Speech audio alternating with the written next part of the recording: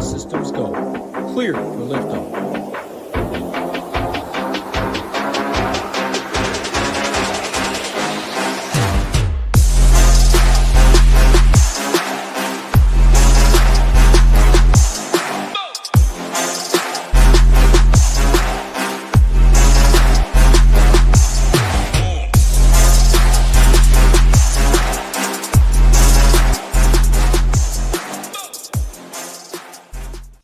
What's up, everyone? Tyler Tamboline here, a.k.a. ToeTagginTambo, back for another edition of the Week 4 NFL Show Classic Slate. We've already got a game going on in the first international series overseas, so Pittsburgh, Minnesota, having it out over there, but I got Hoopster Title here with me, as always, going to break down all things for the Week 4 main slate, going to go through the games, talk about ownership, roster construction, things that can actually help you get ahead in DFS and hopefully get to the top of tournament and ship it.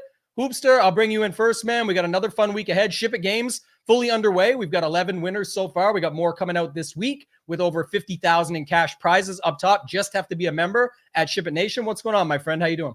Yeah, doing well. We keep moving along here throughout the NFL season. Like you said, SHIPIT games going strong. We need to get someone to hit on one of these tickets. I want that prize pool over 6 figures. I think it's going to happen this week. I think I like the core. It's posted on the site, the core that's going to go into the contest. I like where we're at.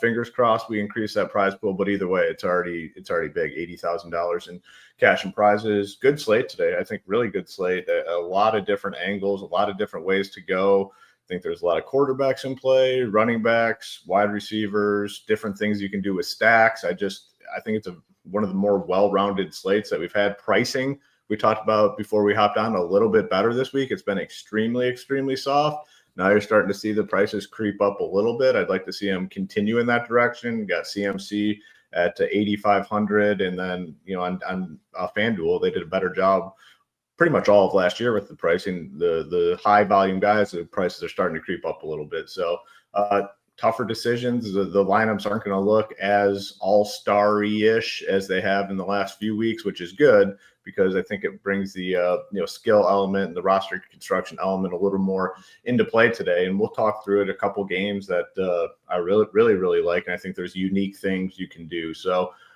excited as always to talk through the slate, and should be a good one today.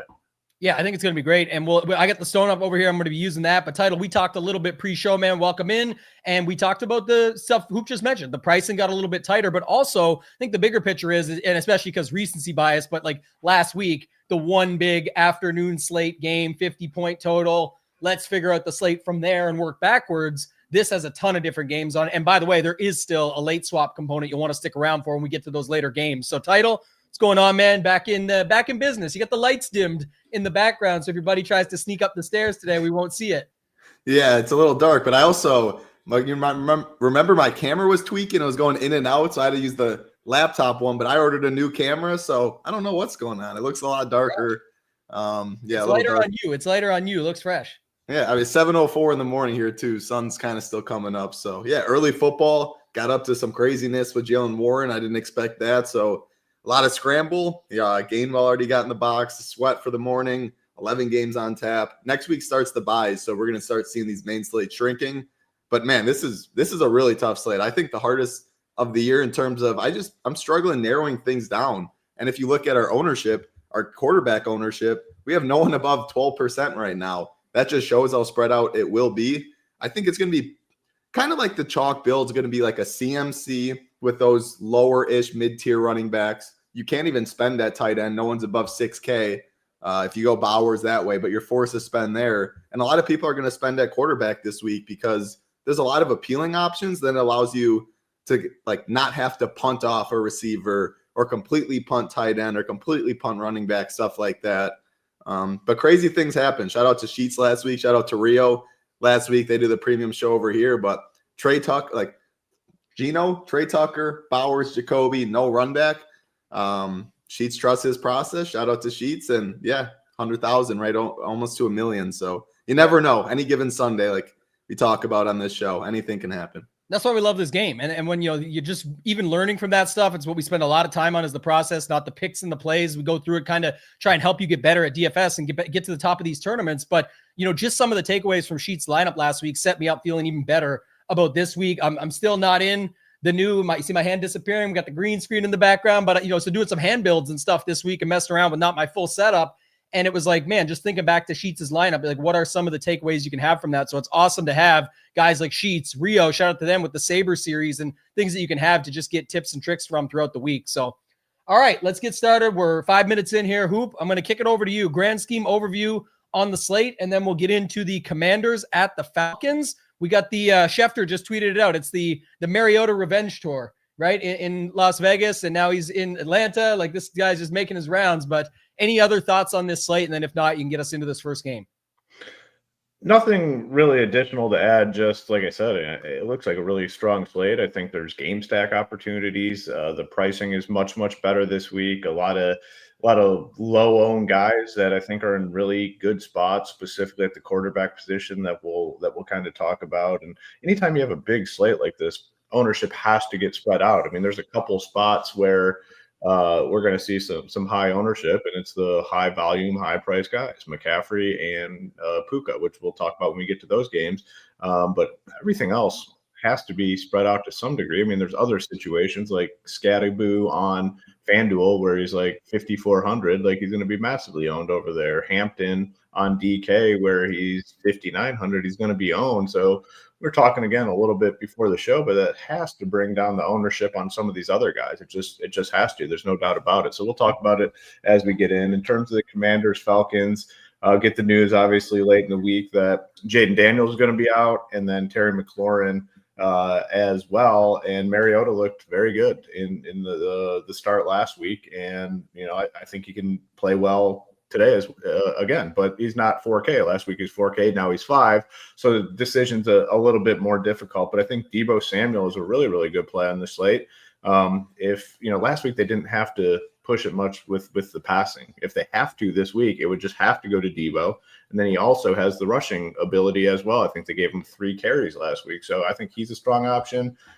Zach Ertz, I think, is fine at 41. I mean, he seemed like pretty involved last week. I just want to verify the targets, but I think he had a decent number. Well, I guess only 3, but 3 for 3. But you never know with these tight ends. So yeah, he's in the mix at tight end. The Falcon side, I struggle a little bit just because Penix has played awful. Drake London's price is very low. I know a lot of people are going to want to be on him. He looks like he's going to be relatively, I'd say, highly owned. It looks like probably 15 to 20% range. Like, I'm fine being under on that.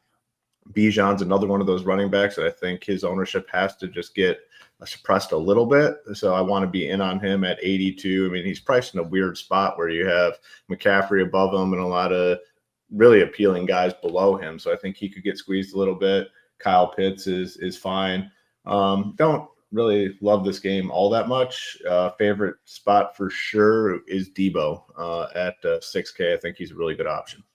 Yeah, shout out to our guy Anthony Massey, always here supporting, says the Stone likes Bijan, not giving it all away, but one note. The other thing you want to do with the Stone, if you're a member and looking at it, if you're not a member, you can get in now, go to shipitnation.com. If you go to the starter plan, you can actually get in your first month for $97, which is the same price as Saber, so you can check everything out and get all our stuff kind of included. But Bijan would look even better if the ownership does moonwalk. We don't know yet because we're not at the slate, but we're putting our best guesses and everything in around it. But the thought process for me is, to Hoop's point, that you could see if CMC and Hampton and Scat and those guys all get the ownership, Bijan's definitely on my list of running backs that I just don't know if that number holds. And I think it could come back. And it's specifically in higher dollar or smaller field stuff, or both. So I think that's important to remember if Bijan could moon back. Speaking of moon title, there's another moon in this game, Darnell Mooney, and I think he's interesting as well. My guy Alex yesterday on the Leverage Lane show made a point for him. Bunch of targets the week before. London looks like he's getting the ownership there. $1,000 less could be, 10x less on the ownership for a guy like Mooney and London. Unless the game's really going fully back and forth. It's not like we've seen him pull off a ceiling yet. And if he does pull off a ceiling, it may need somebody else required in this game that goes with it. So what's your thoughts on this one titled Commanders at the Falcons? Yeah, kind of indifferent to it. I mean, it's getting low ownership anyway. So like if you have 12%, 15% of these guys, you're kind of with the field. I was expecting Drake London's prop to be a little better. Only 5.5 receptions, 62.5 yards. Like if that's what he lands on today, there's no way he's close to the optimal.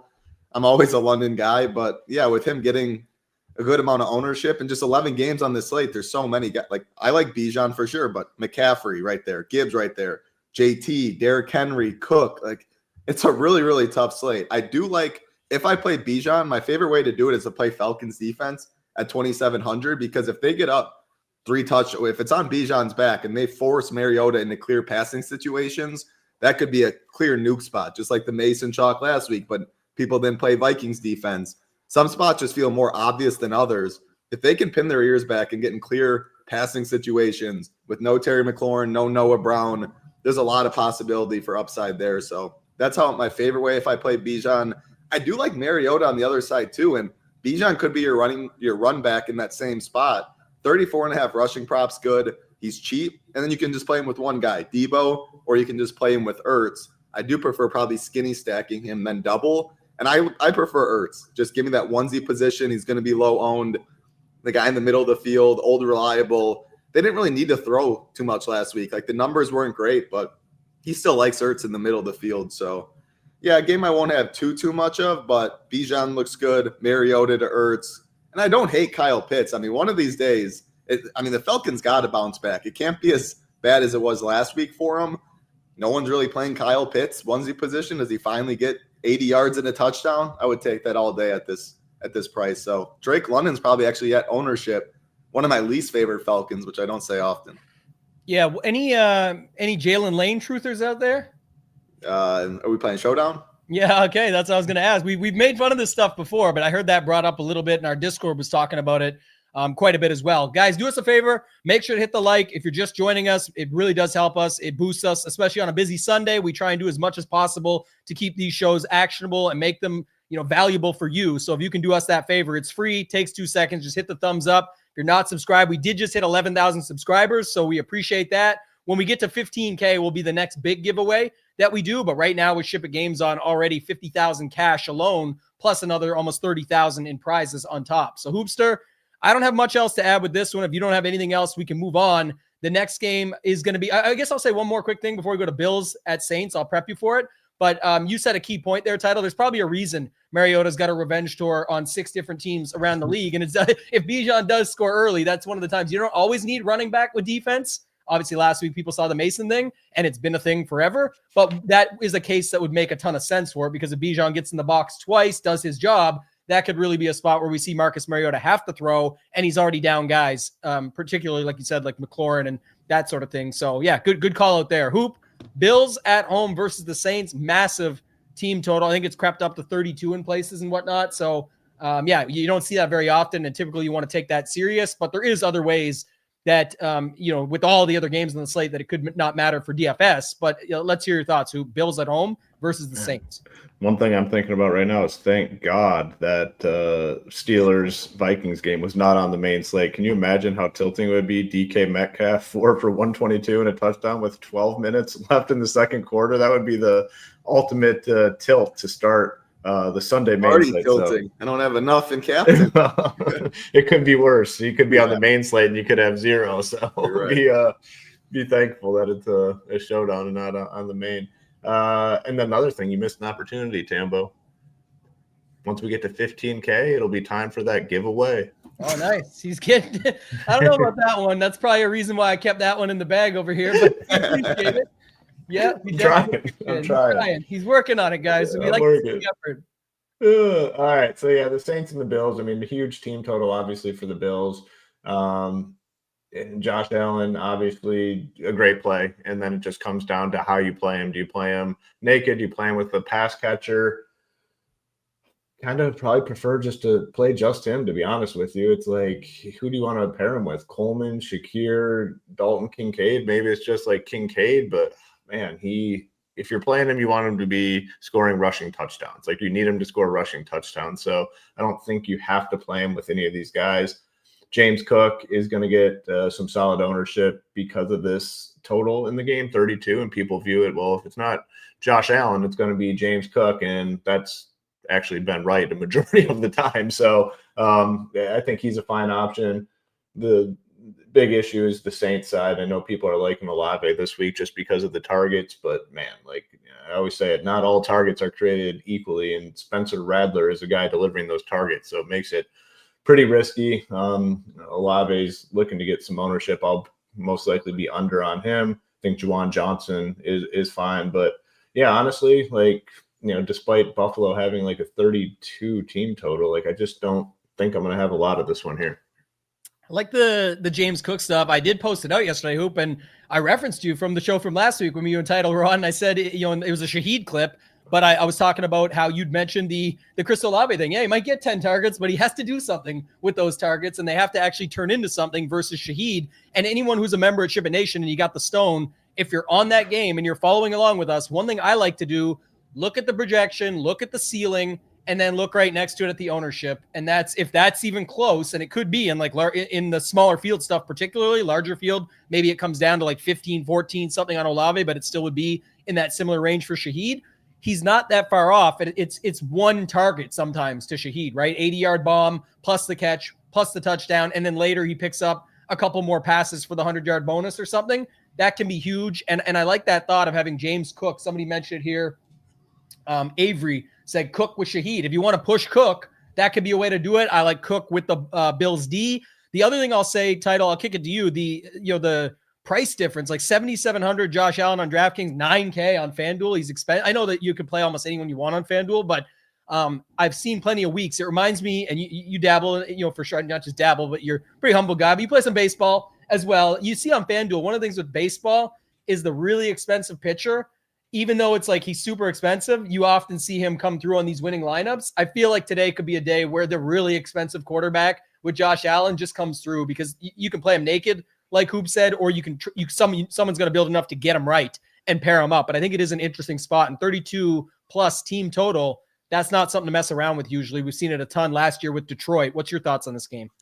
Yeah, the problem with playing Josh is there's just like, do you pair him with someone? Does he do it with his legs? Like, is it Kincaid? There's just so many things. And then I'm worried about the blowout, like everyone is. Now he can clearly get there in 3 quarters. It's just an 11-game slate. Even if he gets, like, DraftKings is pretty tight. FanDuel, he has a real price tag. You actually obviously have the extra 50,000 to 60,000. Some of these receivers are completely mispriced, like Scatabo at running back, et cetera. So it's not hard to get there. I'm just struggling because I don't know where to go after I play Josh to pair him with. So I think I'm really just going the Olave. I'm definitely going to be the chalk donkey. I'm playing a lot of Olave. It could be 38-0, and Olave might be out there in the 4th quarter still getting targets, getting a bum touchdown, and people are like, oh, chalk donkey Olave, like, gets there at the end, like that. Yeah, I mean, he has 4 quarters to get there. They get blown out a lot. He's going to be on the field getting targets. So I like James Cook a lot. Cook, Bills defense. If they're playing from up a lot, they run the ball. James Cook's in that range where he's definitely going to get ownership, but people just can't play everyone. People want McCaffrey up top. People want the Hamptons, the Scattabos. There's cheap guys. He's going to be played, but JT's right in that range. Bucky's right in that range. Genty is cheaper. I'm always worried about ownership, but on this slate, like more than any, I'm not really worried about ownership as much because there's just so many good plays in so many games. So James Cook, I love. James Cook, Olave, skinny stack. And then James Cook, Bills defense makes a lot of sense too. Spencer Rattler having to drop back all game does not sound very fun. So I'm going to be under on the Josh stuff. It is very, very scary. But, I mean, like, there's so many quarterbacks. I prefer Lamar. Like, when we get to that game, I just think there's more shootout upside where he fully gets there, and you can't play everyone. Yeah, there you go. Asked about that. You said, very scary. Speaking of scary, I got Scary Creations. I mean, this is a thought for sure, and Scary's always out here supporting, and I'll always push back a little on certain things, but, it seems like the blowout script, Josh Allen just doesn't do much because he doesn't have – how do they get to the blowout? Like, if the Bills get to 33 points, that's the case. And then the interesting part, there is a world, don't get me wrong here, Scary, where you don't need any Bills. I think there's actually a world where you don't need any Bills or CMC. And you can just build lineups thinking about that and being like, okay, if those guys aren't on my roster, there's a way it doesn't happen. But it's hard to say you don't need Josh Allen. They're going to blow him out. And then you also don't need Cook because the Saints D held this up. Like, you got to pick a lane on this situation in some way, shape, or form. And if you got it different, that's great. It's not really just against you. It's so everybody sees it and hears about it. But that was kind of the point that Alex made yesterday when we did Leverage Lane, is like James Cook by himself. Yes, he can get 2 early touchdowns and be good enough at 7,100. But he probably needs something to push him. And so, Title, I think you nailed it. It could be the Chalk Olave getting there late or something like that. We've actually seen Kamara play in blowouts already, get 18 carries and 4 targets and whatnot. And another game, he had a bunch more targets. So you could see these guys come through late in this game. We've seen, I think, Radler had a 3 touchdown game, I believe, in week 2 as well. So it's like, whether or not this will happen against the Bills, maybe not. But I just don't like avoiding 32.5 point team totals, even if you don't know where to go. It's like, it's just not. And Hoop, I'll kick it back to you because we're going to the Lions at home, and that's the next game. But the Lions were that team last year. I almost won $200K on FanDuel, came up just short and came in third for $40K because I just had 5 lineups in the bigger tournament that week. And I said, you know what, I'm going to use all my tickets on Lions builds. You just don't see a 31 point team total at home very often. So I went with it and ended up working out. That could be the Bills today, but we got the Lions with 27 of their own team total points implied at home. What's your thoughts on this Lions at home versus the Browns?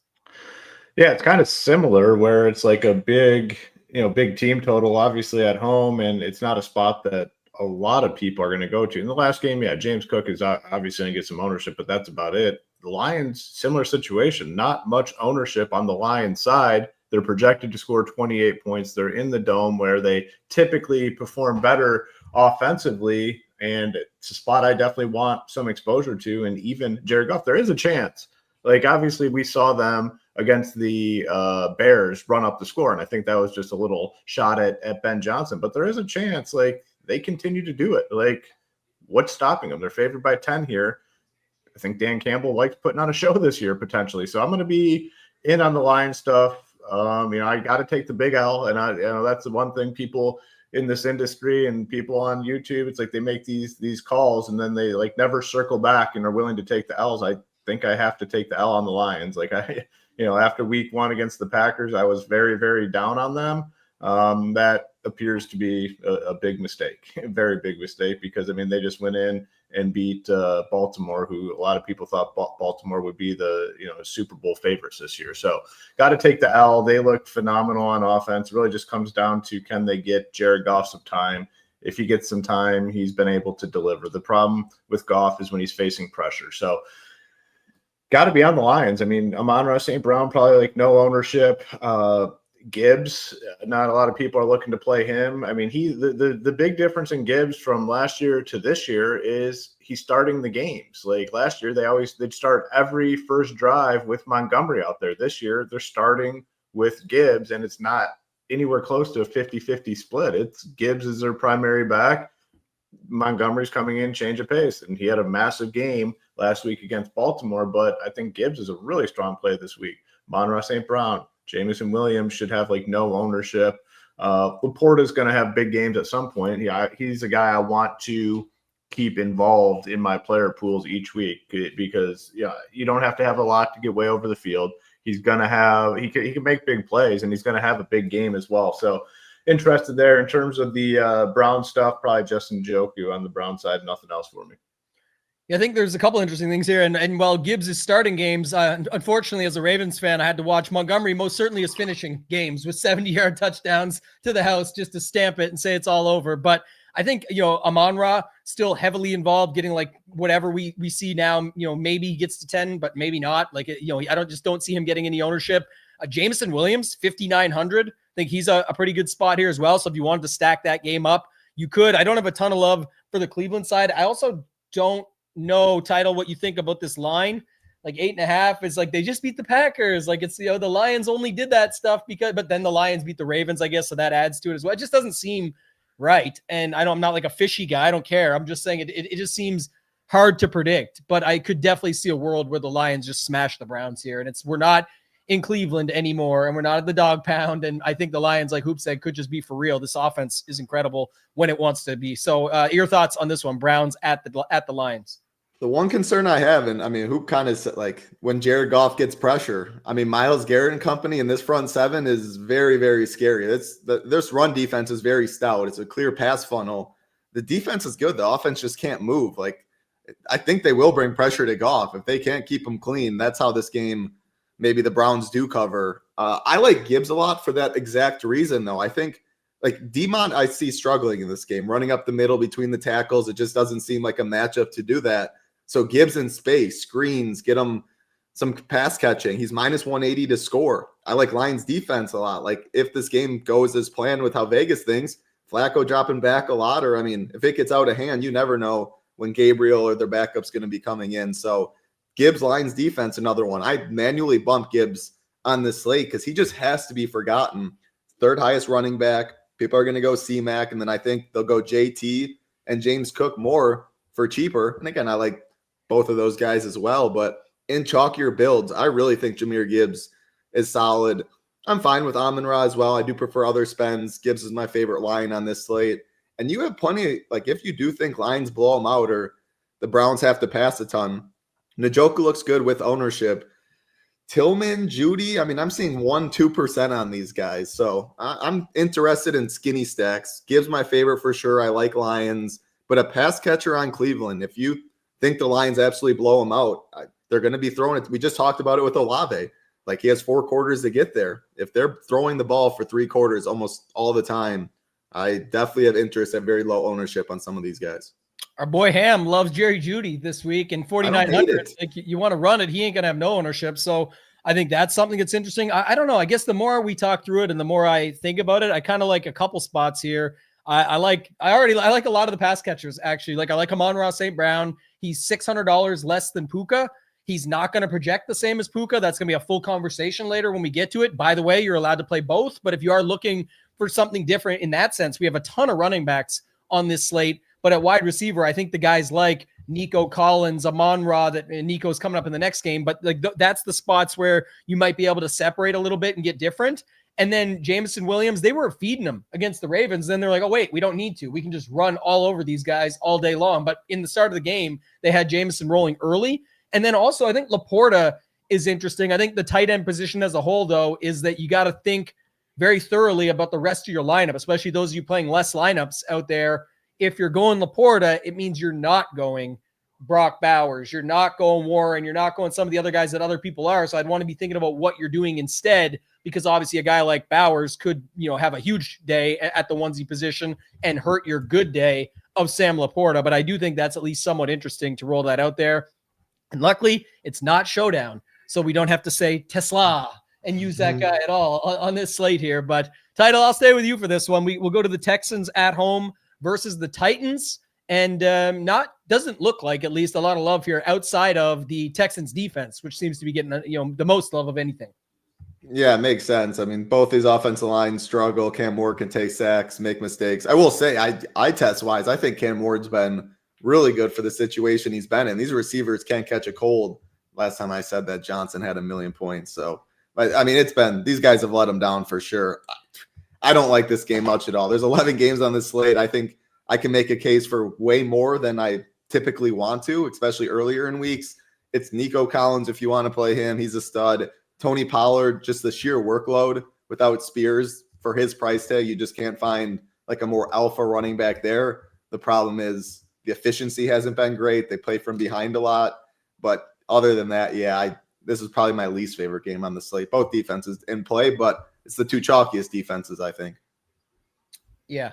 Hoop, I'll kick it to you. I was going to say this. Ross has been with us for a while. I always appreciate it. But this is like what we always talk about. This is a prop bet then, if you can even find the lines for Isaiah Bond. But the point— who the hell is it? I don't even know who that is. Who is exactly. And here's the other thing. I got bit by this last week on my words. I'll take an L and circle back. It was Luther Burden III, who is much more expensive this week. And we knew from the summer and people talking about him what he could be. But I'm saying when you're trying to find this, I'll tell you what, I do the review every Monday. There was no Luther Burden lineups to be found. So even if people did land on him, it didn't matter. Like, that's my point. So you just bet those props. You don't got to look for these diamonds in the rough. There's so many ways, especially on this week with tight pricing, whatever. If Bond has a great game, good call on you, but bet it to make money then, because otherwise the call ain't going to be worth anything. So that's kind of the whole point.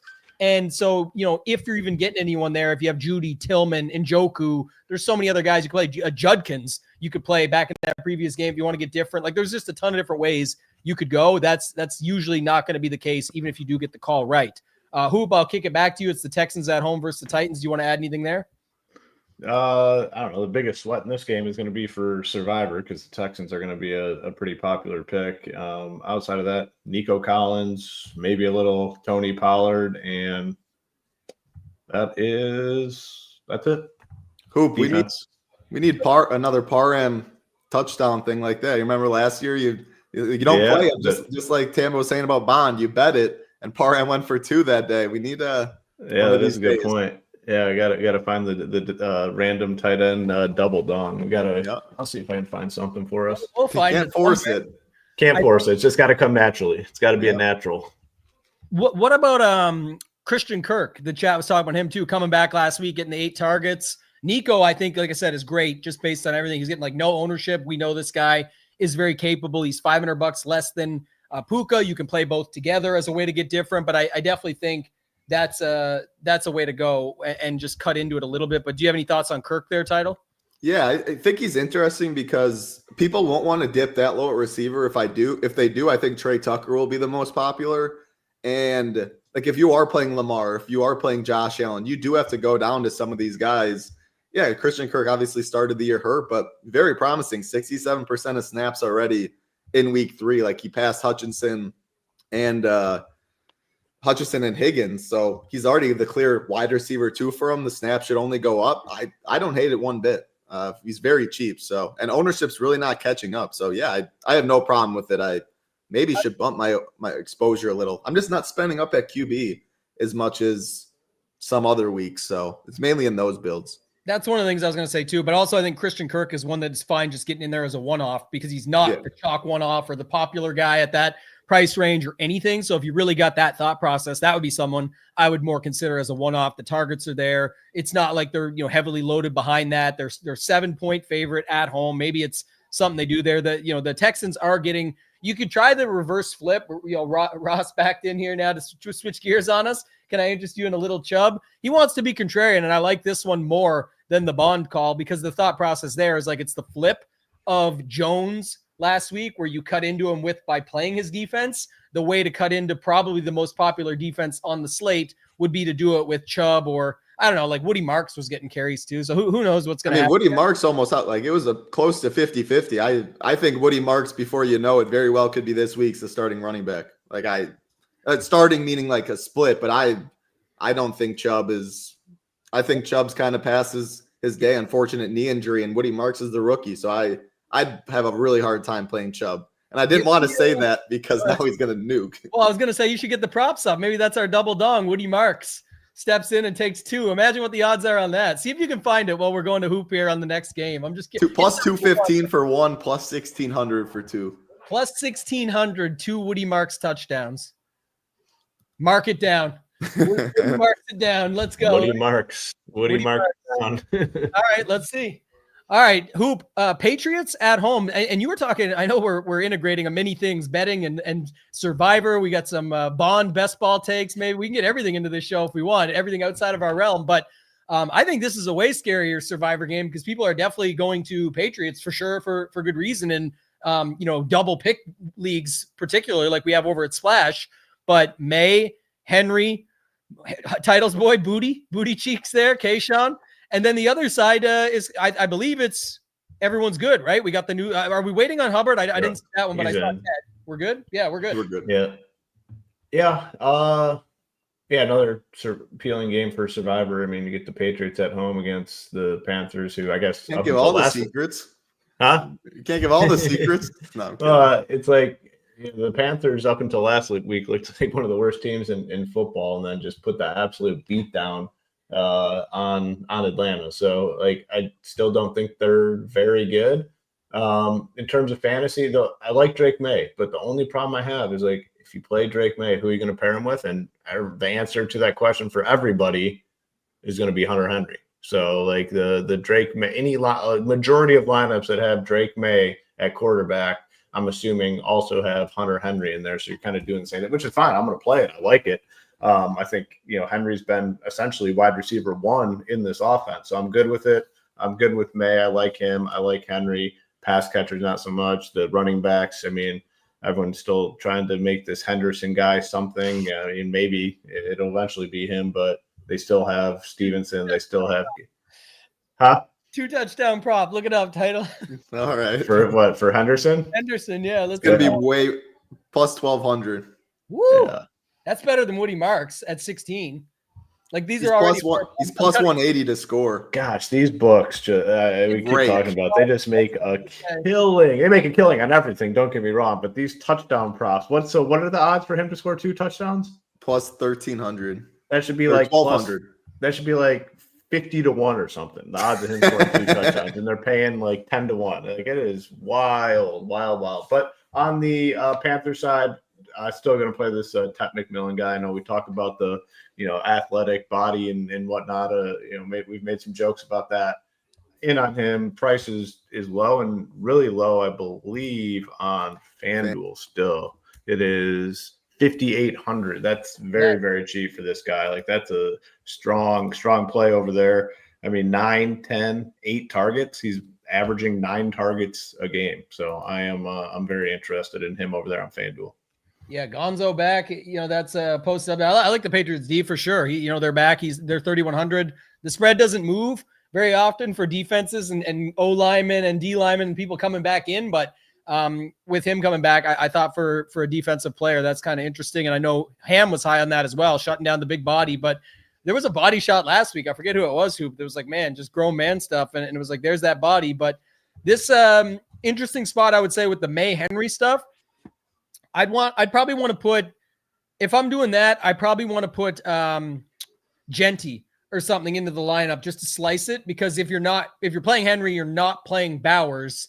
And if you're not playing Bowers, let's try and get some of those. And you're not on Geno, and you're not on, you don't want to chalk it up even more necessarily with Myers. You can, and then get different elsewhere. And we'll get to that game later, but I don't think enough people think about it like that. And that's certainly a spot on this slate where I'm thinking, if this, then that. If Henry's going to do his job today and beat a guy like Bowers out of that position at the onesie spot, I'm thinking, where do those points come from in Vegas, if somewhere? So that's something I'd be thinking about. Title, what do you got with this game? Yeah, I like your thought process on that. Oh, man. The Henderson, Stevenson. I mean, Gibson, like, he gets carries too. The problem is Gibson and Stevenson can't hold on to the ball at all. Travion Henderson can't pass block. Like, there's some problem with all 3 of these running backs. Henderson's by far the most explosive. After Stevenson fumbled, he took over. But, I mean, Vrabel's already saying, like, when Drake May fumbled or something, like, are we going to bench him? No. So it's just a mess. I keep playing Henderson. He keeps doing nothing. Now he's going to get he's going to get a little ownership. 5.2K. Like, people just don't need to go that low with Scadabo, with Hampton. If they do, they're going to go there. Honestly, don't love it. I'm most tilted because last week we talked, like, if you're playing Drake May, who do you play him with? And it was like Hunter Henry, the onesie position, probably his best target. But then he nukes, and now he was, 2% or something? Yeah. Now he's going to be 5x that.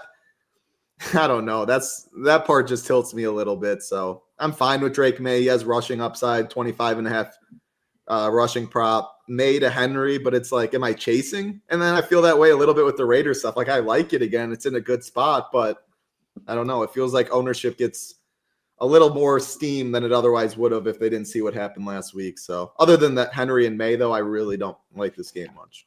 I'm going to stay with you in just a second. And you mentioned Scat, who we're going to that game, just so you're ready. Giants at home. But just to note, like what you said too, and I do this a ton with my process. Not this week's been a bit of a shit show with everything trying to get out to this new office. But I will say, when I am building out fully, that's what I've tried to explain to people and help them learn is like, if the May lineups feel good on paper and you like that, then yeah, you're going to want those in your portfolio. You're going to run them out there, or sometimes you're just going to trust it and run it. But the other thing is, if you're building out lineups and you don't like how those lineups look or feel, that even though you might like May and you understand that it would work well with Henry, if you don't really want those, it's sometimes easy to make a cut in your portfolio. If you're just saying, okay, I'm out on that quarterback, then I don't want those builds.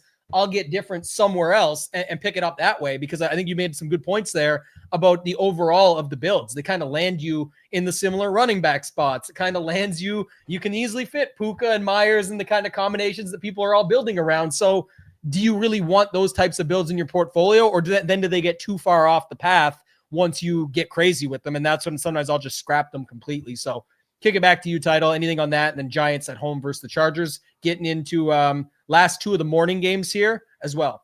Yeah, no, I just hope people now that a lot of people have our starter pack or core and they're trying to MME, maybe it's their first year doing it. Definitely watch the premium stuff with Sheets and Rio, but you always say the tighter you play, I forget what your phrase is. Play tighter. Yeah. There you go. Like, you can make cuts. You need to, especially again, if you can build 250 teams or 500, not everyone is on ultimate building 5,000. You should start to shrink it a little bit so your pool looks more how you want it. And then you can narrow stuff down here and there. So very good points. This game, I absolutely love the Chargers Giants game. I mean, are people kind of forgetting? I don't know if forgetting's the right word, but Herbert had one pretty down game, still gets there in the fourth quarter, gets like 18, 19. Quentin Johnston's been amazing. Keenan Allen keeps getting there. Now there's no Najee Harris. I think Hampton's very, very strong. One of my favorite running back plays on the slate. Like this summer, he just exploded in the best ball streets, his ADP. Now he has no competition behind him. I love this spot for a lot of Chargers. On the other side, you do have Scadabo who's going to get ownership. But Darts, he's shown to be low owned at only 4,500 with the clear pairing in Neighbors. There's just so many ways I can go about it. I want a good amount of Chargers. I want to be overweight on this offense. Herbert in this offense can move the football. I don't think Giants defense is very good. If that means Dart has to play catch up, Neighbors could get 15 targets in this game. I'm definitely good with Scadabo, but I prefer Hampton. Like they're both showing pretty good ownership. Something's worrying me a little bit about Scadabo. I don't know. I don't want to. He's fine. There's no doubt about that. But I really like Hampton in this spot. I really like the Chargers offense in this spot. And if you want to leverage off of some Hampton chalk, Herbert, Keenan, Johnson, do it that way. So many ways to play this game. I'm going to have a bunch of it. And yeah, I don't know if you guys saw Jackson Dart. Are we going to get there, Tambo? But do you guys believe anything nowadays? It's already been proven it was fake. Like it's just Photoshop. I just don't look into stuff enough. I'm just like, all right, and I move on. It was hilarious. Like a Jackson Darts, it looked like his IG, and so they posted it up as if he had took a picture of Madison Beer and say "Game day tomorrow, baby" or something like that. Like he's all excited, and it's got Herbert's woman, but he ain't doing that. I don't think so. Anyway, maybe I mean like it said it was fake, but I don't think many NFL quarterbacks are going that far to make that shit happen just to for one game tomorrow. But I thought it was funny. But I will say. Did you see Scat's chain he got? No, I didn't. This is just it has like a diamond chain that just says Scat in all caps. If I win the Millie Maker today and it's got Scat on the team, I'm getting a Tambo chain exactly the same as his. I'm buying it. I swear. It's insane. So, he's interesting. He's another one like whoever Hoop mentioned earlier. It was Tet, who's $100 cheaper on FanDuel with 10K more. Hoop, that's Scat. He's $100 cheaper. Got to look for ways to get different, but I think the biggest way for me in this one, and Title was sort of hinting at it, you could play Hampton and Scat together, or I really want to overstack the Charger side. I don't think you play 6 guys from the same team on a main slate. I think it's got to be like a 2-gamer like we have on Monday, but I think you can at least play 5. And I don't care. I'll play Hampton with Herbert, McConkey, Allen, Johnston, Gadsden, this whole side of this stack. I'm definitely stacking up as a way to just everyone else got Scat as like the sweet little value play. Yeah, let's get Scat, Neighbors, Wandale. Let's jam this. Like this is the spot that I want to get involved with. Hoop, what's your thoughts here? Chargers on the road against the Giants. Yeah, I think really, really good game. There's like 4 or 5 really, really good games on this slate, and this is one of them because I just love these games where you can play so many different guys on both sides at multiple positions. So for me, both quarterbacks in play here, I want a good chunk of each of them, Herbert and Dart. We have 2 very good running backs, I think. Very good running back plays in Hampton, Scadabo. Again, Scadabo on FanDuel, the price is insane, like 5,400. They let their pricing out before that Sunday night game and before he kind of went off. So he is super, super cheap and going to be popular there. You have 3 wide receivers on the Charger side, and man, I keep saying it's got to be a Ladd sort of day. It's got to be Ladd because Keenan Allen's gotten it so far this year. Quentin Johnston has gotten it this year. The game's coming for Ladd, and I'll be there for it for sure because I will be overweight on Ladd and the other guys too. I mean, I want all of them. Conklin, cheap tight end. On the Giant side for the pass catcher, you got Neighbors. You got Wandale. Not really a tight end that I'm interested in, but the thing that I'm most excited about with the Giants is Russell Wilson was fucking terrible. And now there's like hope that this offense is going to be productive here. Yes, Russell Wilson got the job done against Dallas's defense. Their defense might be one of the worst in the league in terms of covering the pass. So I'm not giving them any credit for that game. I think they're going to be amped up. I think they're going to be able to move the ball here a little bit. And I think it's going to be a high scoring game. I like we're not like, big on giving sports betting takes. I like the over in this game. I think it's a high scoring, potentially back and forth sort of game. Now, final score is going to be like 13-10 after I said that, but I think we have a chance for a high scoring back and forth game and a lot of pieces on both sides. I think the over stack here is in play. Tambo, you kind of alluded to double stacking with Herbert. Love that call. And you have, one or two run backs on the other side. I think it's a good game to kind of go in on and hope you get a, 35-30 sort of game. I think it's possible here. Yeah, I alluded to quadruple stacking with Herbert just as an added reference, because it's like, I think that's the interesting part is a lot like this is one of those, what did I call them? Like, I was trying to think of a better word, but like the penthouse situation, the levels to it, right? Where it's like, okay, many people are Hampton or Scat. I like Hampton better. Okay, fine. Or Scat on FanDuel because he's cheaper. Great.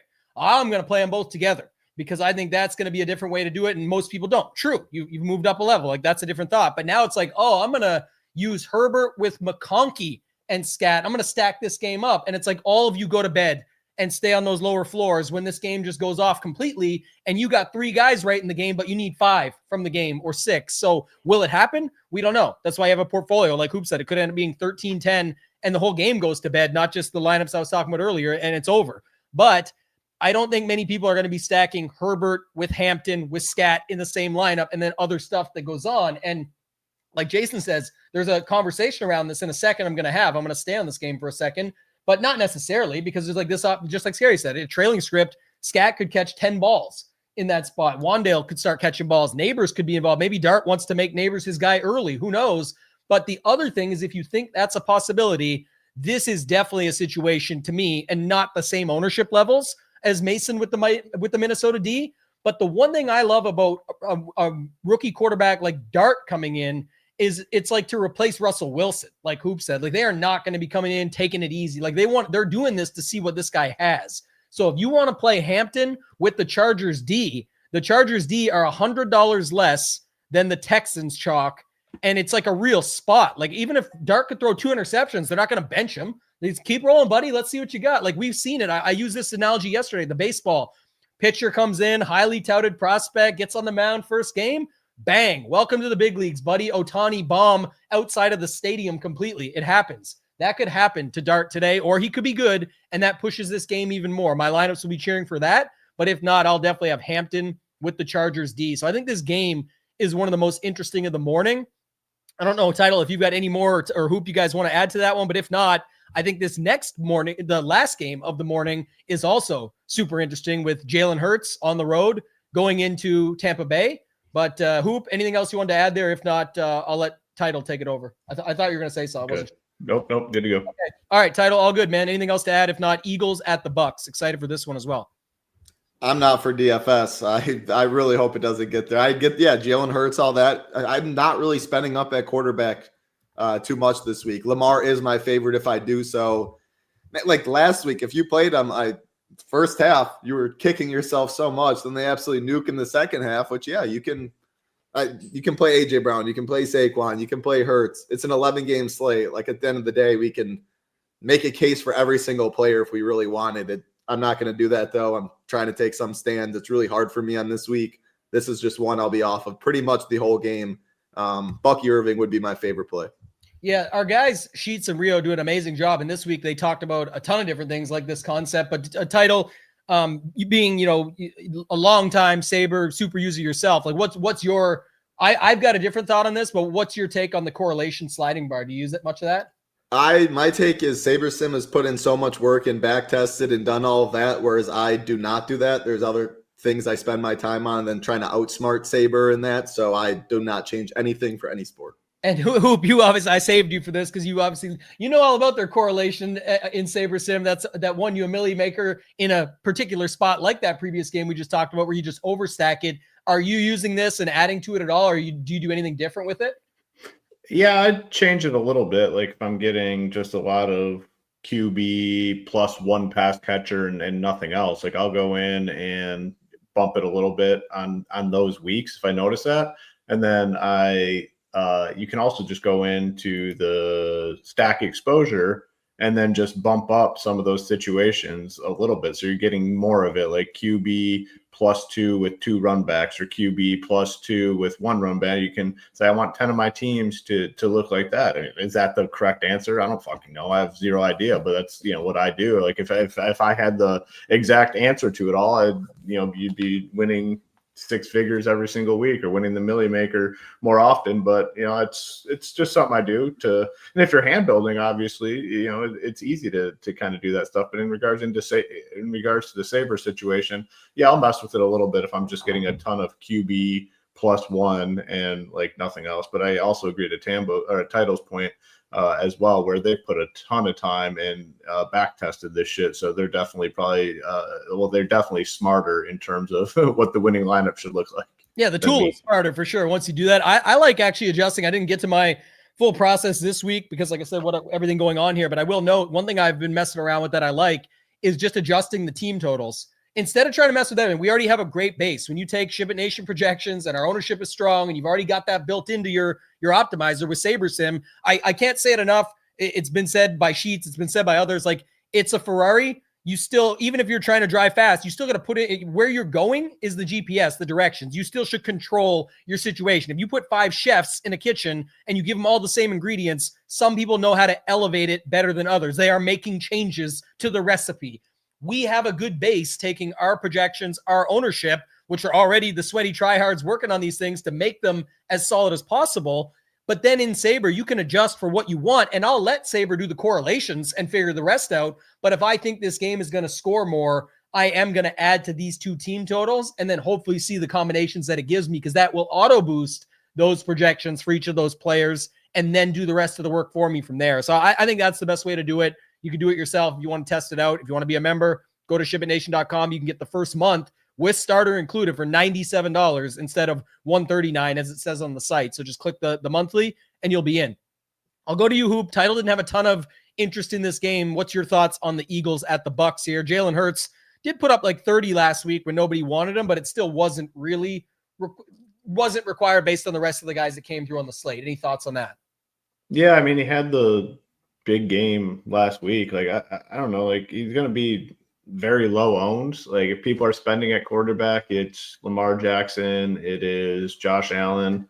I'm building 150 teams. Like, I'm going to have some Hurts. Like, he can win the slate easily, and he's going to be very, very low owned. So I'm in on, him to AJ Brown or him to Dallas Goedert. The one thing that kind of surprised me on the slate, like Mike Evans getting ruled out, I thought for sure Ibuka would be very, very popular on the slate, and it's not looking like that, which is, I don't know, somewhat surprising to me. Like, what are we showing? We're showing like 4% owned on him, I believe, 4 or 5% in that range. I guess we're a little higher, like 6. So the industry is between like 4 and 7. I thought for sure people would be playing him with Evans out. So I do want to be overweight on him. Multiple touchdown upside. I like Bucky as well. So yeah, I'm going to be in on this game a little bit more just because if you're building 150 teams, it's not going to take a lot to get overweight on this spot. And, with the low ownership, like, you don't need to worry about anything in this game in terms of being popular. So I do like the spot a little bit more, I would say. Yeah, we'll get to this game in a bit, Ross, but 101 slates and counting, buddy. Still waiting for that Mahomes Classic slate bag to come in. So get in line with everybody else. I will say to Jason here, like, this, I think, is the thought process to this game. I also think, Hoop, you made a really good point there about the Bucs side of things.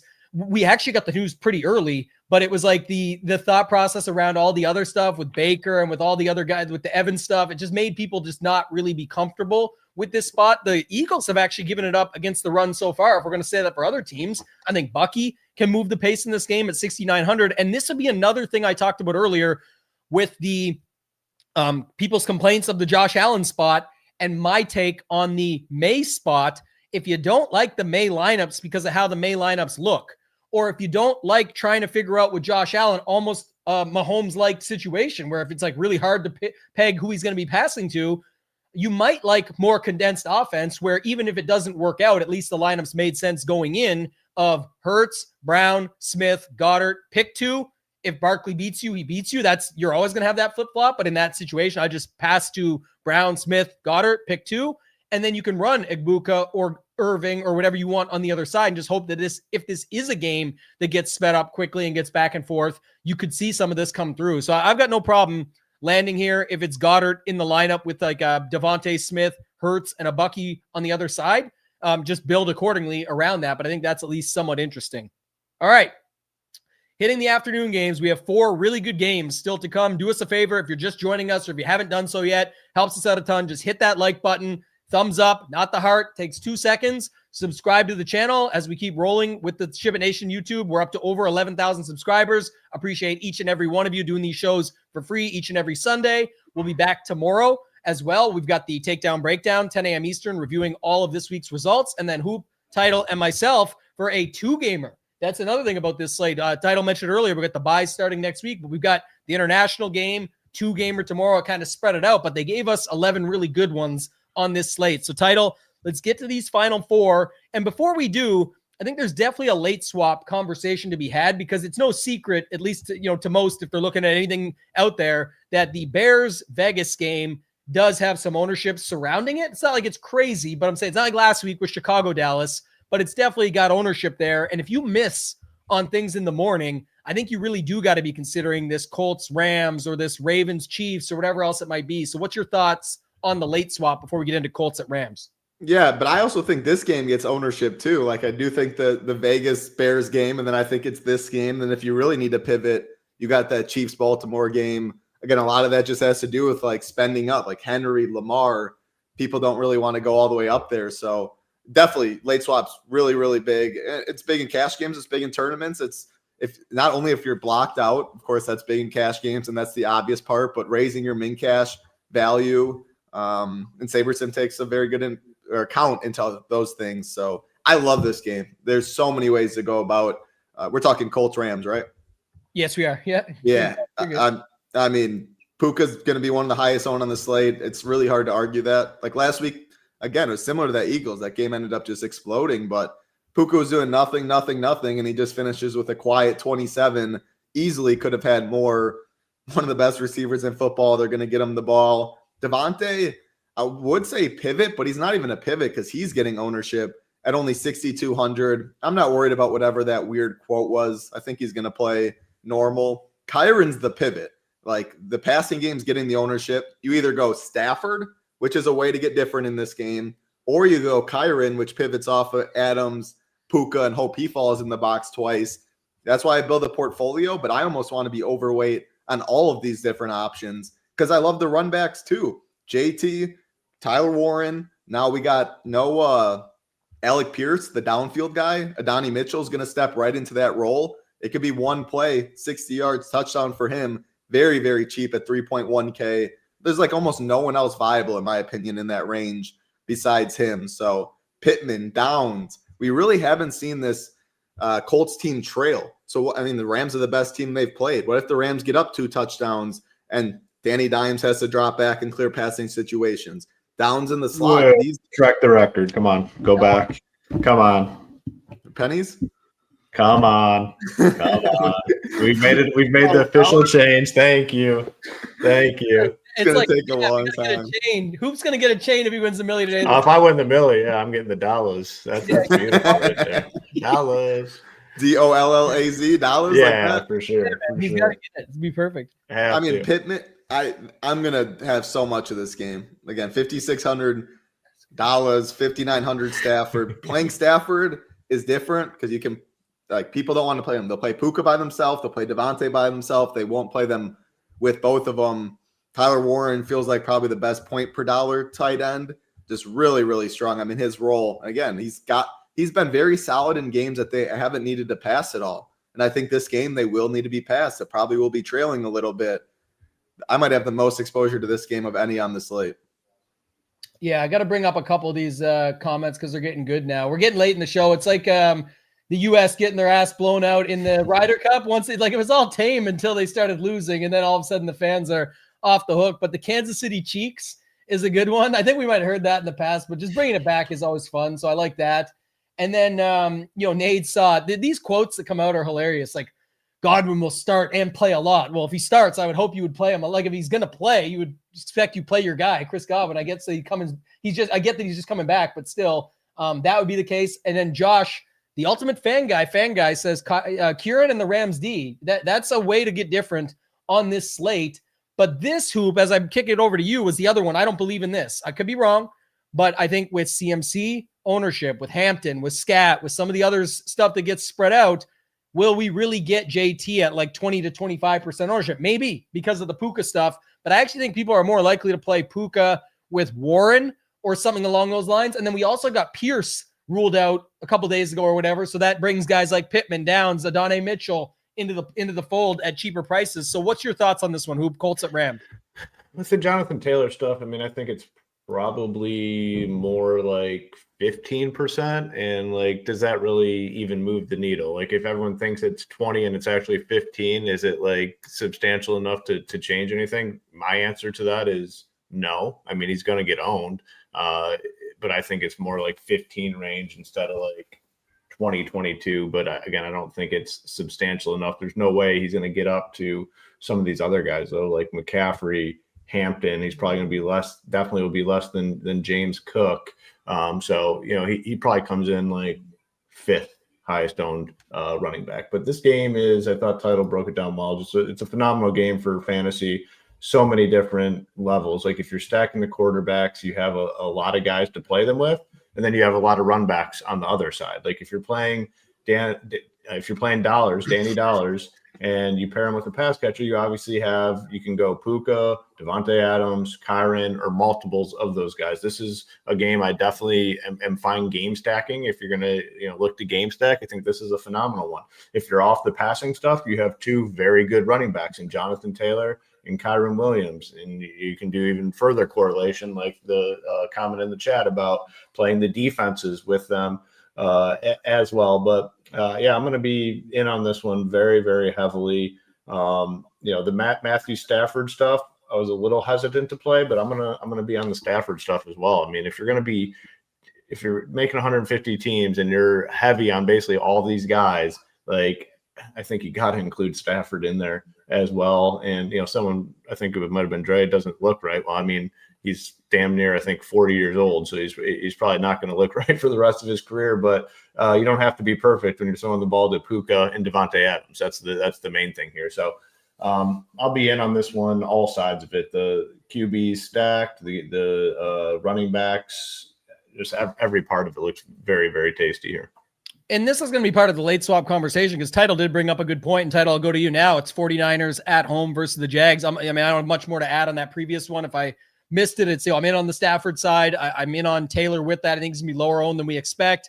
I think if you're going to Adonai Mitchell at 3,100 is just fine. Downs, split the difference. Pittman, this game I'm on. But late swap is going to dictate a lot of what happens because what I was going to say is you nailed it. Well, someone said like everyone in the afternoon is owned. It's just not true. Like in the first game, it's actually, this game has picked up a ton of steam. In this game we're about to talk about, it's McCaffrey, maybe Pearsall, but then you got those other guys in, so not really. And so probably a little bit on Ricky P. Nobody's on any Ravens. Nobody's on any Chiefs. And even the guys like Genty, Trey Tucker, DJ Moore are being kept in check. And Rome is nowhere near like last week because now he's up to 6,300. So it's not even the same. So I would argue that not everybody's owned in the afternoon. You may actually have to pivot off the Colts Rams stuff if that becomes a thing. So your thoughts on that. And then Jags at the 49ers are up next with the big conversation being CMC. Yeah, I see it the same way. That this Colts Rams game is going to get ownership rightfully so. And then the passing attack for the most part on that Chicago game, these other two games just won't be. And I prefer San Fran and Jacksonville a pivot to Baltimore, KC, I think, in the sense of, again, it's just so much cheaper. I think Purdy would be my favorite quarterback. Like if you have Geno, Caleb is going to get ownership. Dollars and Stafford won't get too much, but more of the pass catchers will. Like Purdy's the pivot if I need. CMC is going to be really popular, rightfully so. You can easily play Purdy with him. 43.5 receiving prop for Christian McCaffrey. That's the same as Jawan Jennings. Like just insanity to see a running back with that receiving prop, that much volume, full point PPR. Just keep playing him until, hopefully he doesn't get hurt, but that's always the biggest concern with McCaffrey. If you need to pivot off of McCaffrey or you want to, again, you can play Purdy with them, but Jawan Jennings and Ricky Pearsall aren't really getting ownership. They don't break the bank in terms of pricing. This Jags defense isn't very good. That if I need to pivot off of some contrarian thing off of the Caleb or the Geno or whatever, I think Purdy in the passing game would be my favorite way to do so. And you can leverage off of McCaffrey if you don't want to play him. The other side, I don't know, is Brian Thomas ever going to get right? At the end of the day, 6,100, if I'm playing CMC, he's a way to get different in the skinny stack. He can push this game a little more. If you're playing the Purdy in the passing game, he can do it. He's showing like 5%. I'm fine getting that, but I do like Bretton Strange a little bit. Just a tight end, a onesie position. Like, no one's going to play him.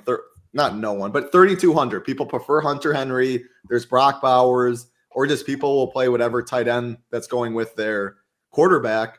Strange, when I like CMC a lot and I kind of like the pass catchers a little bit, he's an easy way, a run back. I think they'll be trailing. I think they'll throw the ball.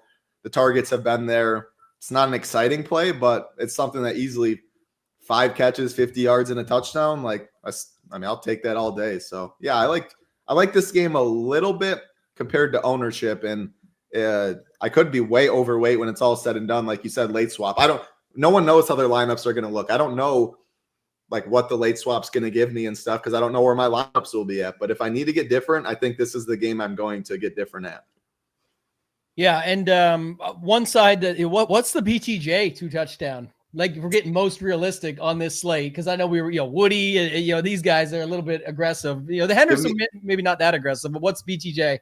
Plus 1,300. So wow. Henderson's slightly more likely to score 2 touchdowns than BJT. If they're up early, it could be because of him. If they're down, it can be a spot for him. Like, I don't know how people just think this guy sucks now. Like, again, it's 3 weeks in. He's had opportunities for days, and I don't think that this is like a spot to avoid. So I liked your Strange call. I know a couple that I did hand build out with Lawrence, Thomas, Strange. That's a lot of it's in the slate plan over at SHIPIT Nation, but as a way to get different with the McCaffrey stuff, I think if you got to build around it, but you're going to be able to late swap as well. So again, Trevor Lawrence sucks. BTJ sucks. Everyone knows this, so never play them, right? But 4 weeks in can definitely be a thing. And yeah, like our girl Kim, she's a Jags fan. If that's a real thing, and it sucks to be that, but says having problems with drops so far this season. Yeah, until he's not, right? Like, we know, and she knows this, but yeah, it's exactly that. So I think he's interesting. 6,100, not that much. More expensive on FanDuel, but on DraftKings, 6,100, I think he's more than fair. Hoop, Christian McCaffrey. I want to ask you this, is what I was going to say earlier before I get to you on this game, is another guy that, like Nakua, who was in the last game, you could just see like one of those 24-point games, right? And then is there other running backs for cheaper or different builds or stuff to get it there? Or is it just that he's that safe that it's just, find a way to get different or just use them and get different elsewhere? How do you feel about McCaffrey and the rest of this game? Yeah, I mean, the role is just absolutely insane. Like, he's putting up wide receiver 1 numbers in terms of receiving, and then still has the upside to rush in touchdowns. It's like, it's wild, the combination that you get with him. I mean, you're talking game 1, 9 receptions, 73 yards, 6 for 52, 10 for 88, and then he's still getting like 15 to 20 carries. It's absolutely insane, the role. I mean, he's RB1, and then there's a gap after. So just phenomenal play in all formats. Tough to knock that. The Brock Purdy stuff, very cheap on FanDuel, under 7K, like 6,600. He'll be pretty popular over there because of that price tag. But the nice thing is the pass catchers aren't coming in with much ownership because they're kind of questionable coming into the week, Pearsall and Jennings. So like both those guys, Strange is fine. And then, like, talk about this sometimes in PGA DFS. Like, if you've been playing a guy all year and he's been sucking, like, you might want to just, stick with him, especially if he's a accomplished golfer. Same, like, to me, like Brian Thomas. If you've been playing Brian Thomas, you just have to continue to be in on Brian Thomas. And I've been playing him since day 1. And obviously it has not been good this season, but I'll continue to play him because I want to be there. Dude has upside, big time upside, and he's going to be very low owned this week, and the price is as low as it's ever been. So I think it's a good time to, either continue playing Brian Thomas or kind of get on the train here today. So I like Thomas a lot. Yeah, remember, I always talk about it's a late swap opportunity for you. If you're needing a late swap in the afternoon, that's an opportunity that you can move to. It definitely looks good in some places, and I think that's interesting. I like the call it on the Purdy side too, Hoop, if you can. I mean, especially on FanDuel. Again, you're kind of making a decision over there. You can play both, but 9,400 for Puka, 9,300 for CMC over there on DraftKings with the full point PPR and the only 8,500 price tag. There's a ton of lineups you can fit them into, and you don't need anybody from the Jags side. But if you want to build differently or late swap to that, I think that's something that's at least interesting. And so does the Stone and other places think that as well. So one thing I want to clear up, the chat brought up and said, where was it here? Because we're getting to the next game title. I'm coming to you in a second. Chiefs at home, hashtag never Mahomes. But somebody had said it. I'm just trying to go back and find it. It's just not right. Oh, yeah, this one. There's an article from an hour ago that says Chris Jones went through the team walkthrough on Saturday, flew out to the funeral, has the family funeral Sunday morning, and will make it back in time for the game Sunday afternoon. So expect him to be in there. It doesn't mean anything necessarily versus the other stuff, but just anyone thinking that he's out, doesn't look like that's going to be the case. It was only an hour ago that this news finalized or came out, but kick it to you, man. It's definitely another late swap opportunity. There is like no ownership in this game, and obviously you could see either way, but I think people are scared with these quarterbacks because it always is hard to stack them up. That's the tricky part. Yeah, it is. I mean, it's tied for the second highest total on the slate at 48.5 with no ownership. We do play a salary-based game, obviously. I do like the point to be in on this game is I really like Xavier Worthy being back for the one play, 60 yards, speed up the game, just get it moving. So if I am stacking this game, like I think he's my favorite one that I just want in the game because on both sides, it can really help Mahomes. It can really help Lamar. I'm really not getting too much, but again, neither is ownership. I'll let you talk the Mahomes stuff. So in my process, he was popping a bit. I manually lowered him down because I am on the same page with you. You can play him with Hollywood. You can play him with Worthy. You can play him with Kelsey. If I'm playing Mahomes, I would pick two of the three. And again, I definitely prefer Worthy of all of them, and I'd pick one of the other ones. And then you have clear run back if you want to go Zay, Henry, I guess Andrews. But it's just so expensive when you're doing that. So I'm not finding myself on this game much at all. Again, if I'm spending up at quarterback, and I'm not considering Mahomes a spend up quarterback. He's only $6K, which is cheaper than way cheaper than Lamar, Allen, etc. If I spend up, I said I want Lamar, and it'd probably be with Zay, but I'm really not getting to that. Like I'm not spending up at quarterback really much at all. So I don't like this game much. I'm worried Derrick Henry gets there. Yes, I'm worried Worthy that it's 11 games on the slate. So as of now, pre-late swap, I do not have much. I'm just thinking about how it goes. I guess the one thing I always say is the hashtag never Mahomes is for a main slate. This is a main slate. The thing is, after the morning and you have to make your decisions in your late swaps, it turns into a short slate and you have answers. You've got the answer sheet for the morning. So it's certainly not a cop-out. Like Alex was trying to sell me on it yesterday, saying it's not the same Mahomes. He's running more, all of this. But I still see Gibbs and Montgomery run all over these guys. You got Kareem Hunt and Pacheco. I don't care if they suck or not. Don't have your own opinions. It has nothing to do with DFS. It's just an opinion. So they could just try and run. They could try and shut it down that way. Look, if you're not taking the page out of what the Lions did last week, everyone talked about Lamar's bad game and not being able to do much. You can't do much when you're not on the field for 11 minutes of a drive. So a really good idea is to run the ball, short movement. So I'm thinking about guys people are talking about Worthy and Tyquan, which we love Tyquan on that showdown slate. But for Kelsey, I think it could be a situation at 4,800, just moving the chains. It's already a good spot going against the Ravens. Just move those chains.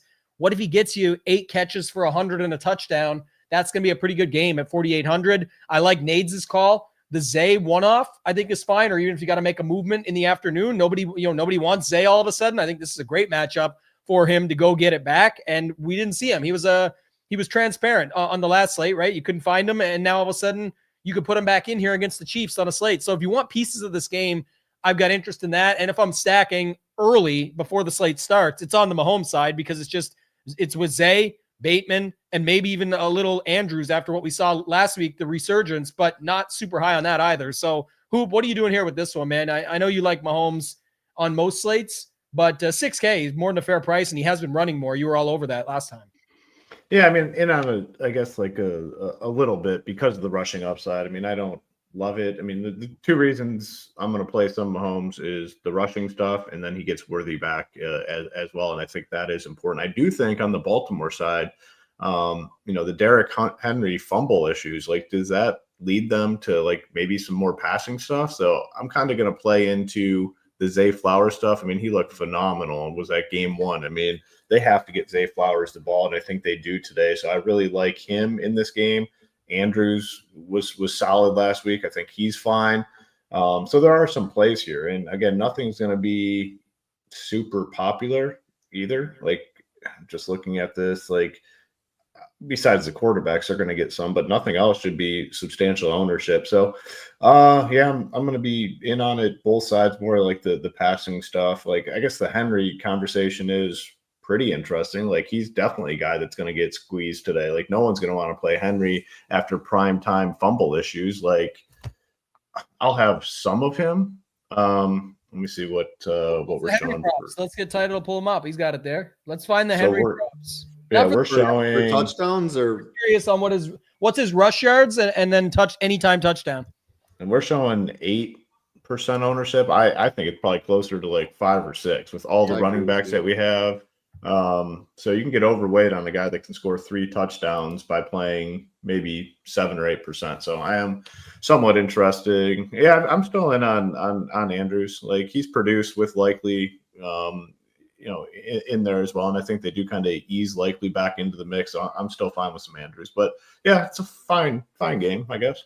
Minus 150 to score, plus 360 to score twice, 84.5 rushing prop. 84.5 and minus 150. Like, that's, again, and 7,200 on DraftKings. FanDuel, I mean, you got to make a decision. 9K's getting up there. You got McCaffrey for $300 more. FanDuel or DraftKings, $1,300 cheaper. Again, late swap opportunity. If you're on McCaffrey and everything's dead from the morning and you're trying to jam this 30 to 40% on running back, that just doesn't make any sense. So that's where you got to just make a decision. And, it can be scared or whatever, this, that, the defense, the matchup, Jones actually playing still, et cetera, et cetera.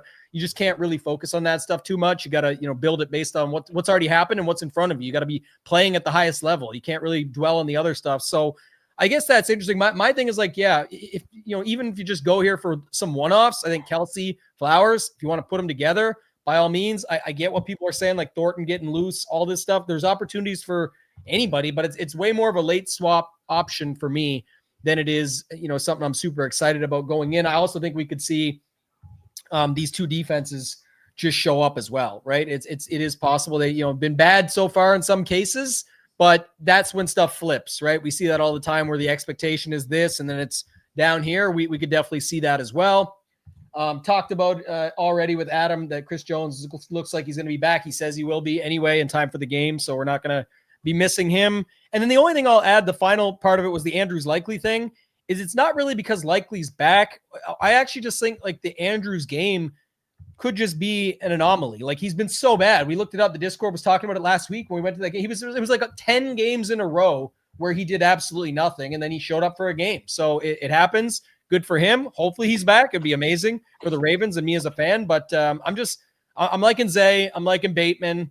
I'm liking Jackson. And then you can mix pieces in on the other side. But that's kind of how I'm seeing it. Title, final game of the slate, Raiders at home versus the Bears. Making good time on this show today. But this is another one to talk about here. And like I said earlier, it doesn't look quite as popular outside of Myers. Some other, pieces are getting sort of that secondary range of ownership. But I'm not seeing a ton of like, this is the game everybody's stacking like last week when we had Chicago-Dallas.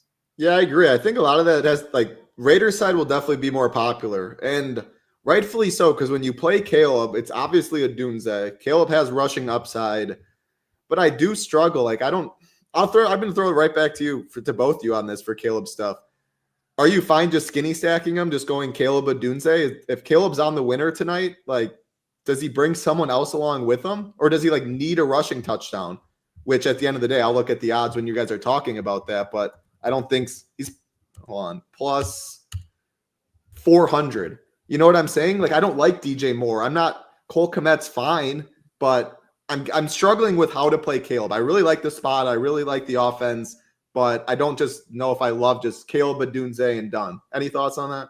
I think it would be like, for me at least, you could just go Caleb Kmet and done, and then not try and figure out those other dudes and fill in with some of those pieces. Because those guys, like, I know you probably don't even you said it, more burden with the pay up. So it's really Odunze is what you're trying to figure out here. And Odunze's 6,100. You could have Brian Thomas Jr. for 6,100. You could you'd be fine just going Caleb Kmet. You think there's paths where Caleb's on the winner with just Kmet? Well, we see, yeah, like I think it's a possibility that you can fill it out with other pieces, but you got to know what you're doing in that spot. Once you go Kmet at the min, well, he's not the min, 25 is, but 3K flat, it allows you to build out the rest of the lineup any way you want. There is actually potential. I know we talked about how good all these games are, and then I'll kick it back to you, but there is a potential, and I never will say this on any given slate, it's one way or the other, but my point being that this could be a lower scoring slate. And also you got to think of how the ownership's being built out. If Puka and CMC, who are very popular, have just their 25 or 24 point games, that's going to bring down the overall of the average and whatnot as well in most cases. So in reality, there is a possibility that you just fill it out with ceiling options everywhere else. And that's just the one that you hope he connects with. And the other guys just get spread out too much and they're not needed at those upper price tags now. You made me feel a little better. If you're good going Caleb Kmet, I'm definitely fine just going Caleb Odunze. So I like the spot. I like Odunze's 10%, 11, 12% after like everyone just has wanted to play him. And I get we play a price game, but I mean, a lot of his games, it doesn't matter what price he is. He just fully gets there. And the other side, like, I mean, it's crazy. Week 4, the Raiders are the chalk of the week. It's not just one, like Genty's getting ownership, but there's a lot of good running backs, but Jacoby, a lot of ownership. Trey Tucker, you have like, if you want to spend at tight end, there's only one option.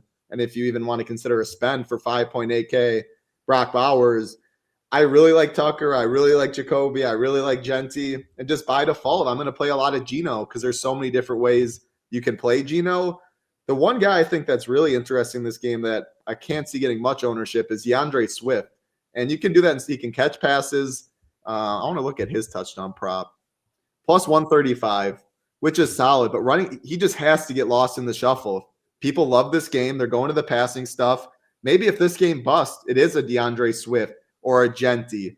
So if I'm not playing Jacoby, Tuckers of the world, I think playing a Genty or playing a Swift and just hoping that's how this game slows down, it doesn't completely get there, is one of my preferred routes to go. I'll have a lot of this game, but again, late swap stuff with the ownership it has.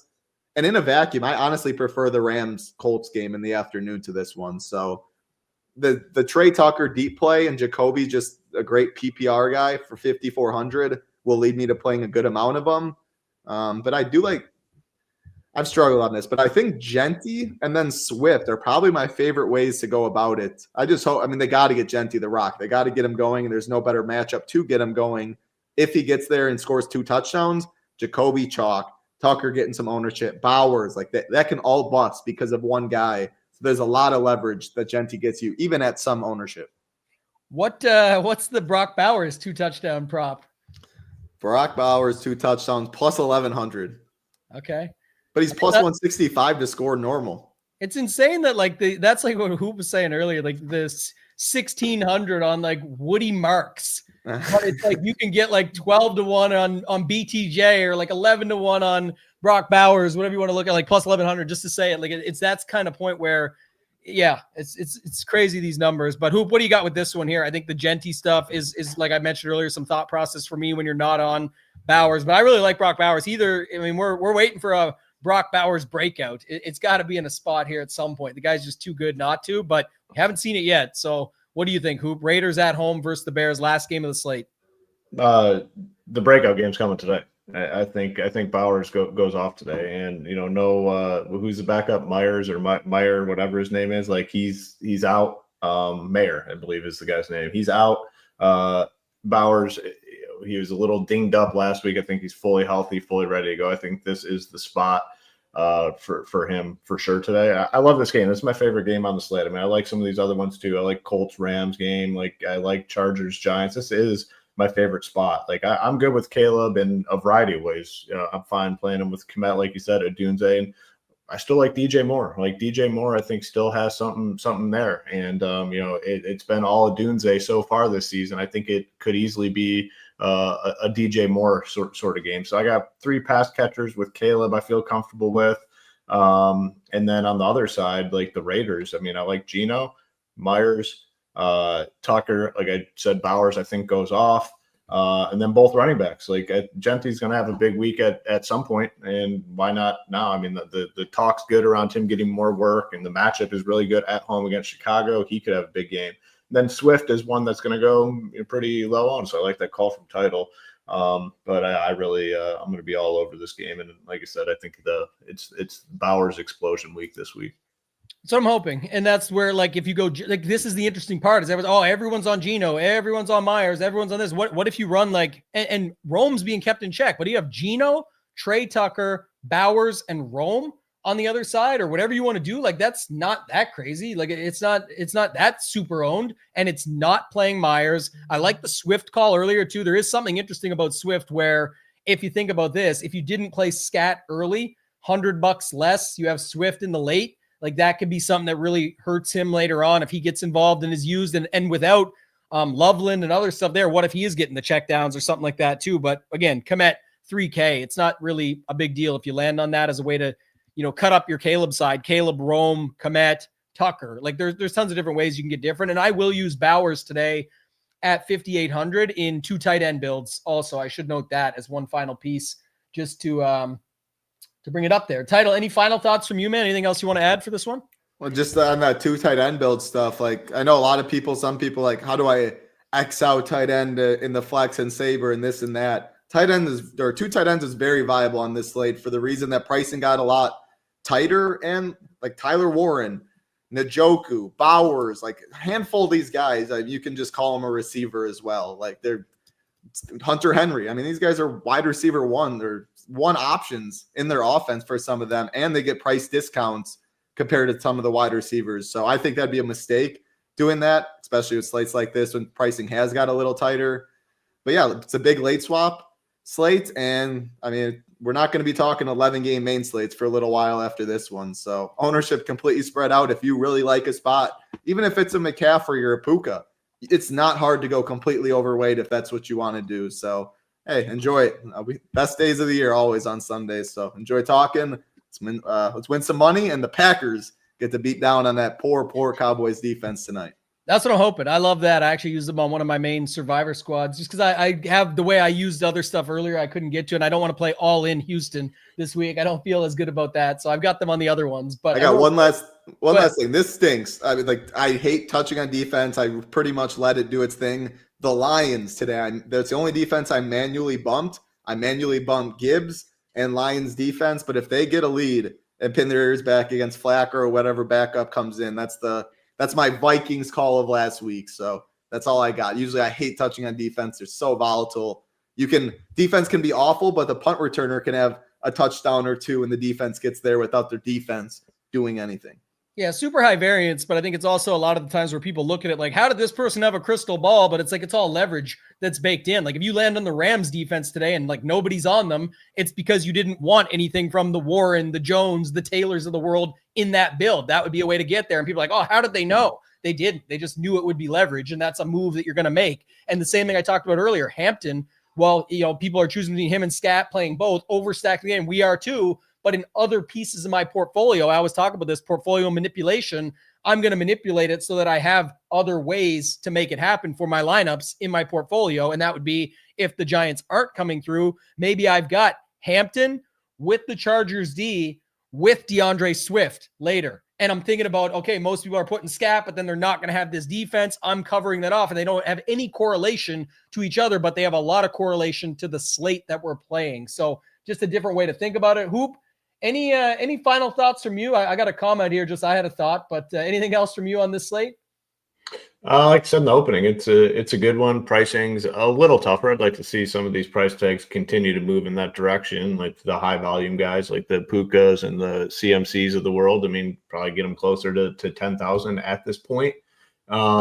But we have a lot of solid plays, a lot of solid games. I think some sort of game stack takes it down today. So I'm going to try to incorporate that when I build my teams. Like, I do think we could see like a game stack, a overstack situation take it down. So build accordingly. Yeah, only 1/3 of the people could hit the likes. And Title said, we get these 11-game slates. We get to talk through them. It's a lot of fun. We did have conversations. There is most certainly competitors of ours that do not run any free shows and just run the premium stuff. And, I think these shows are phenomenal. We get a ton of great feedback on them. People love them. We keep them free for the people. And all we ask is that you help grow the show. And the way to let us know is to hit the like button. So that's the key. If you can't do something like that, it's not begging for likes or anything. I don't think people understand when you have a business and you're trying to grow it in a strong community, it's literally free. It's like being kind to somebody. It's free to be kind. All you have to do is hit a like button. It helps us out a ton. It helps out with YouTube. It's part of our growth pattern. Anybody who did so, we truly appreciate it. If you haven't, think about it for next time. We would appreciate it. That's going to do it for this one, guys. Fun week ahead, week 4, ton of big contests. Sunday Night Football tonight. We've got Monday with the 2-gamer. We got ShipIt games. Go to ShipItNation.com. If you have any questions, hit me up for Hoop, for Title, for myself, ToeTagginTambo. Let's ship it!